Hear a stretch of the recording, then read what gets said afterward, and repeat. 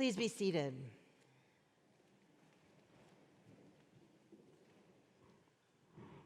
When I was in 6th grade, I spent much of my time tucked into the arms of a tree with my friend Meg and Meg's family, who lived in the books of Madeleine L'Engle, A Wrinkle in Time, A Wind in the Door, A Swiftly Tilting Planet. Have any of you read those? I'm seeing nods. Yes, favorites all around. I read them over and over again, delighting in the space travel and the cosmic meaning behind all of it. Like Meg, I lived with woods near my home, and I spent a lot of my time canvassing the trails for adventure and connections with trees and crystals, critters that lived there, and all kinds of imaginary adventures. I could, on many days, be found partway up a tree, curled in a nook, reading far above the fray and busyness of life. So Madeleine L'Engle visited Little Rock, where I grew up, that year, in my 6th grade year, and spoke at a church event where my family went and took me, and I sat there enthralled. I will never forget sitting on one of those beige metal chairs from the 70s in the church parish hall with her books on my lap, expectantly waiting and excited for what she was saying. I could not tell you what she said, but I remember exactly how I felt. I was enthralled. I felt like I was meeting a soulmate, a friend, someone who was magical and in charge of these worlds that I loved. Later, I stood in line in front of her author's table, and she signed those books to me and wrote special notes in them. With the audacity of a preteen, I sent her a copy of the manuscript I had been working on. And God bless her, she read every page of it and sent a letter back to me. It was encouraging, with some advice on becoming a better writer. That letter was and still is one of my prized possessions. It's folded and tucked into the pages of A Wind in the Door. It is typewritten and was mailed across the country because that's how we communicated back in the 70s. Sometimes I'll pull it out and remember that bold, creative child and kind, famous author who encouraged and delighted so many, who took the time to type out that letter, type out some love and care to someone she barely knew, but I think she must have seen a kindred soul somehow. And I wonder if Madeleine had any idea how much that one typewritten page of love and care and encouragement would fuel the imagination and determination of a girl who hoped to be a priest in a church where women were not allowed to do so, who wanted to write in a world where perfection and anxiety imprisoned creativity. That meeting with one of my literary heroes shifted my worldview and expanded my intellectual horizon.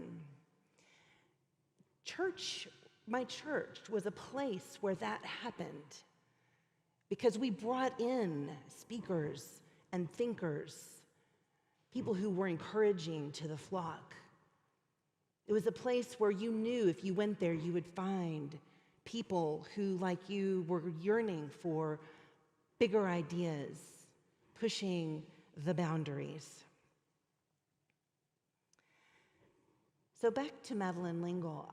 Those books taught me a lot about time.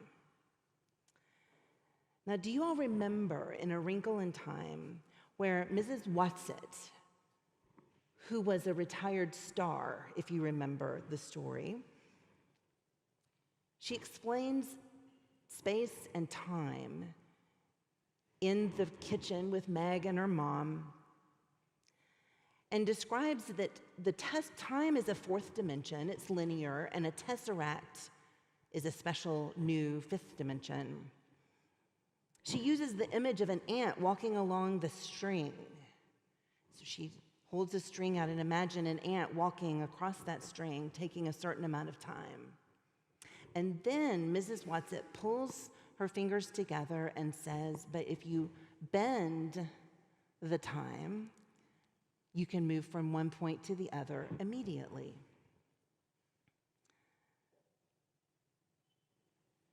I can imagine Miss Watson, a former galactic star, traveling through space and time, explaining this at a Formica table, drinking tea on that stormy night. So our readings today, you were wondering how I was going to get here, weren't you? Our readings today rather represent these two different kinds of time. Luke and John come at it from very different perspectives, don't they? Both of which get to live side by side in our scriptures, in our theology, in our conversations, in this wonderfully complex church we have. So Luke, of course, wrote the books of Luke Acts to a person that he identifies as Theophilus, which means one who loves God. And that, dear ones, can be, and I think is, you and me, all of us, and possibly his friend that he was writing to, maybe a student. I wonder if Luke, writing 2,000 years ago in a room with ink and parchment paper and a heart and mind full of ideas and stories, would imagine his words ringing out to us today for inspiration and sustenance. His is a storyteller's gospel, full of detail and resonance with the Hebrew scriptures. Let's think about his cosmology from which he writes. And this is going to sound familiar to those of you who took Western Civ or maybe studied some classics. So his cosmology was a three-tiered system with the heavens above and the earth centered in the middle, with Jerusalem at the heart of his particular world, and an underworld below. Heaven was separated from earth by the firmament, which was the visible sky. It was like a salad bowl on top of the earth, and the firmament, that was the firmament. It was a solid thing. And when you looked up from earth, you saw the floor of heaven. It was made of clear blue, not today in LA, but normally it is clear blue. And that was where God's throne was. That was the worldview that Luke had, and so that was the heaven he described. Is that our worldview now? No, it isn't. So our heaven looks different because we have seen the cosmos well beyond the upturned salad bowl, and we know that there's a whole lot more out there.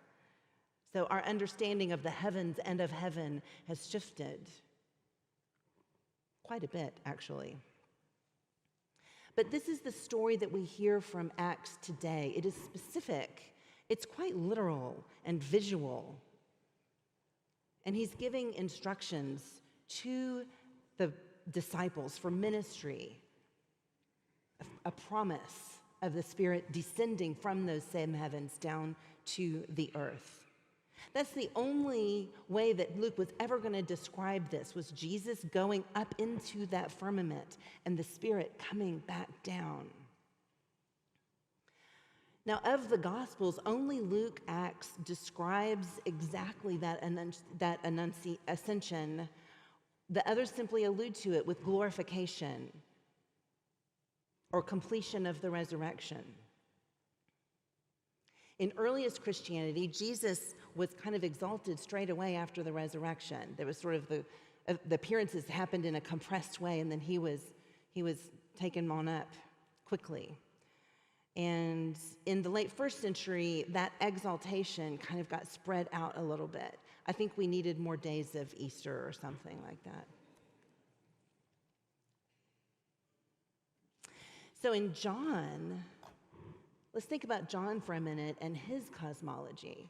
Think about in the very first words of John, he's describing all of time and all of space and all of eternity. He just is going big immediately. It's poetic, and he collapses eternity into a moment of incarnation. He describes this particular period of time within all of eternity that these things happen. The timeless reality of salvation that leads to eternal life. It's a reality that is present now in the scope of eternity. I'm Team John, in case you were wondering. I sort of go for this more mystical understanding of God's story. And in John's gospel today, we hear Jesus telling us, claim eternal life now, not in some heaven above the firmament, not in some time after you die. You have access to eternal life now. And he even tells it to us in the gospel that we heard Daniel read. By intimately knowing the Father who creates and the Son who eternally redeems. He promises us entry into a heaven which is a state of ultimate, complete good and love that exists well outside of time. Thankfully for you and for me, it is not dependent upon how good you are or how good I am or how perfect you are or my perfection or knowledge. It's not dependent upon your situation or your opinion or your experience. This heaven is a state of being in the ultimate good and true and full love and union with God. And we can step into that anytime and always with our faith and our own expressions of love and care for one another and the world around us. And Jesus closes these farewell words praying that we here will experience the same unity that he has with God above. And he gives this very poetic, you can't try to understand it. It's, I am in God and God is in me, and this flowing poetic language of unity with God. And then he hits us with it, you too can have this. You have access to this unity as well. But guess what, my friends? It's not you or me or you individually figuring it out with God. Nope. Jesus gives us the very difficult and almost impossible task of discovering that kind of unity together, saying they can find unity like this with one another. And that is where the Spirit resides. Jesus gives us one final hope and one final prayer. And he wants us to join together in that unity and find heaven on earth here in community, in sacred community with one another. May it be so.